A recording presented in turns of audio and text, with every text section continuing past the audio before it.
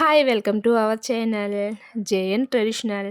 ఈరోజైతే నేను శివలింగం రంగోలి వేస్తున్నానండి. మనకి మహాశివరాత్రి అనేది 2025 ఫిబ్రవరి 26వ తేదీన బుధవారం నాడు చేసుకుంటున్నారండి. ఆ రోజు శ్రవణ నక్షత్రంలో మహాశివరాత్రి అనేది ప్రారంభం అవుతుంది. అయితే ఈ మహాశివరాత్రి రోజు శివపార్వతుల కళ్యాణం కూడా చేసుకున్నారు అని అంటారు. శివ కళ్యాణం కూడా చేస్తూ ఉంటారు. బైరాగి రూపంలో ఉన్న శివుడిని పార్వతీదేవి ఇష్టపడి పెళ్లి చేసుకున్న రోజు కూడా ఆ రోజే అంటారు. అలానే ఆ రోజు నైట్ లింగోద్భవం జరిగింది. 12 గంటలప్పుడు లింగ ఉద్భవం జరిగిందని కూడా మనం పురాణ కథనాలైతే చెప్తున్నాయి. సో, అంత విశిష్టమైన రోజు మహాశివరాత్రి అనమాట. సో, ఆ రోజు ఎవరికి శక్తి కొలది వాళ్ళు ఉపవాసం, పంచామృత అభిషేకం, బిల్వార్చన, జాగరణ ఈ విధంగా రకరకాలుగా శివుని మీద భక్తిని తెలియజేస్తూ వాళ్ళ కోరికలనైతే కోరుకుంటూ ఉంటారు ప్రజలు. సో, ఆ రోజు మనకి 12-1 ఆ టైంలో అయితే లింగోద్భవం జరుగుతుంది అంటారు. వీలైతే ఆ టైం వరకు జాగరణ ఉంటే చాలా మంచిదండి. ఆ టైంలో మనం ధ్యానం చేసుకుంటూ శివనామస్మరణ చేసుకుంటే చాలా మంచి ఫలితం కలుగుతుంది అని అయితే అంటారు. మీకు వీలైతే ఒకసారి చేయండి, వీలు లేకపోతే లేదు. అలానే ముఖ్యంగా ఉపవాసం అంటే కటిక ఉపవాసం చేయవలసిన పని లేదండి. లిక్విడ్ ఫుడ్ తీసుకోవచ్చు. సో, బీపీ, షుగర్ పేషెంట్స్ చాలామంది ఉంటున్నారు కాబట్టి కటిక ఉపవాసం లేకుండా లిబరల్ లైట్ ఫుడ్ తీసుకొని కూడా ఉండొచ్చు. కాకుంటే శివనామ స్మరణ చేసుకుంటే సరిపోతుంది. అంతేగాని హెల్త్ చూసుకోకుండా కటిక ఉపవాసాలు చేయవలసిన అవసరం లేదు. ఉపవాసం అంటేనే దేవునికి దగ్గరగా అంటే ఆ నామాన్ని జపించుకుంటూ ఉంటే సరిపోతుంది. వీలైతే మన బాడీని కంట్రోల్‌లో చేయడానికి ఉపవాసం అంటారు. లైట్ ఫుడ్ తీసుకున్న మంచిదేనండి. మీకు లేదు నేను ఆరోగ్యంగా ఉన్నాను అంటే గనుక మీరు ఉపవాసం చేయొచ్చు. హెల్త్ ఇష్యూస్ అయితే తీసుకోకండి. అలానే ఆ రోజు పంచామృత అభిషేకం, పాలు, నెయ్యి, తేనె, పెరుగు ఇలా మీరు పంచామృతంతో గూడా అభిషేకం చేసుకోవచ్చు.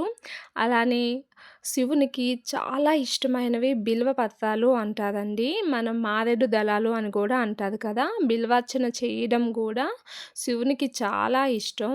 అలానే పాలుతో గానీ, నెయ్యితో గానీ అభిషేకం చేసి దానితో తయారు చేసిన పరమాన్నాన్ని వడ్డించినా కూడా శివునికి చాలా ఇష్టమండి. అలానే మీకు కలిగిన పండ్లన్నీ పెట్టుకొని కూడా శివున్ని ప్రసన్నం చేసుకోవచ్చు.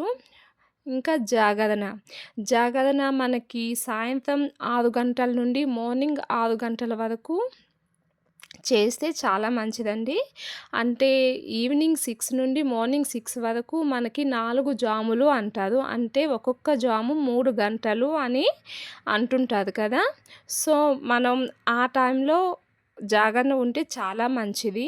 ఒకాళి ఎవరికైనా హెల్త్ ఇష్యూ వల్ల ఉండలేకపోతే అట్‌లీస్ట్ 12-1 ఆ లింగోద్భవం జరుగుతుంది కదా! ఆ టైం వరకు ఉండి శివునికి నమస్కారం చేసుకుని మీ జాగరణ విరమిస్తే మంచిది. లేదు మేము ఉండగలము అంటే మార్నింగ్ 6 వరకు కూడా ఉండి చేసుకోవచ్చు.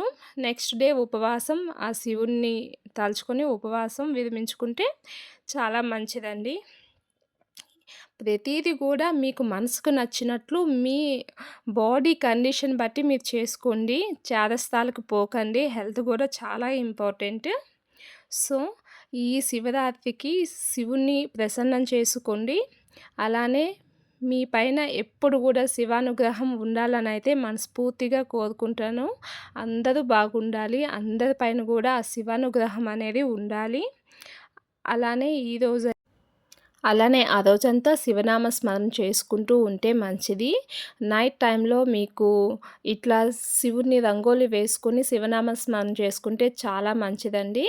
ఈ విధంగా కూడా అవుతుంది. అంతేగాని సినిమాలు చూసుకుంటూ, మాట్లాడుకుంటూ జాగరణ చేయకూడదు. శివ నామస్మరణ చేసుకుంటూ దేవుని గురించి మాత్రమే మాట్లాడుతూ అయితే చేయాలి. ఎవరికి నచ్చినట్లు వాళ్ళు చేయడం అది జాగరణ అనిపించుకోదండి. సో, ఈరోజు నేను ఈ రంగోలి అయితే శివరాత్రి స్పెషల్‌గా అయితే వేశాను. మీకు నచ్చితే లైక్ చేయండి. అలానే ఈ వీడియో మీకు నచ్చితే లైక్ చేసి షేర్ చేయండి. అలానే ఇంతవరకు ఎవరైనా నా ఛానల్‌ని సబ్స్క్రైబ్ చేసుకోకపోతే సబ్స్క్రైబ్ అయితే చేసుకోండి. మీ సపోర్ట్ నాకు చాలా అవసరం. మీరు సపోర్ట్ చేస్తే నేను ఇంకొంచెం ముందుకు వెళ్ళగలను. అలానే ఈ వీడియో మీకు నచ్చితే కంపల్సరీ ఒక లైక్ అయితే చేయండి. సో, ఇంతవరకు నా వీడియో చూసిన వాళ్ళందరికి కూడా చాలా చాలా ధన్యవాదాలండి. అలానే ఇప్పటి వరకు గూడా మీరు ఎవరైతే సబ్స్క్రైబ్ చేసుకొని నాకు లైక్స్ చేస్తున్న వాళ్ళందరికి కూడా కృతజ్ఞతలు చెప్పుకుంటున్నాను. సో, ఇంకొక మంచి వీడియోతో అయితే మీ ముందుకొస్తాను. అందరికీ గూడా ముందుగా శివరాత్రి శుభాకాంక్షలండి. ఓకే. ఓం నమ శివాయ.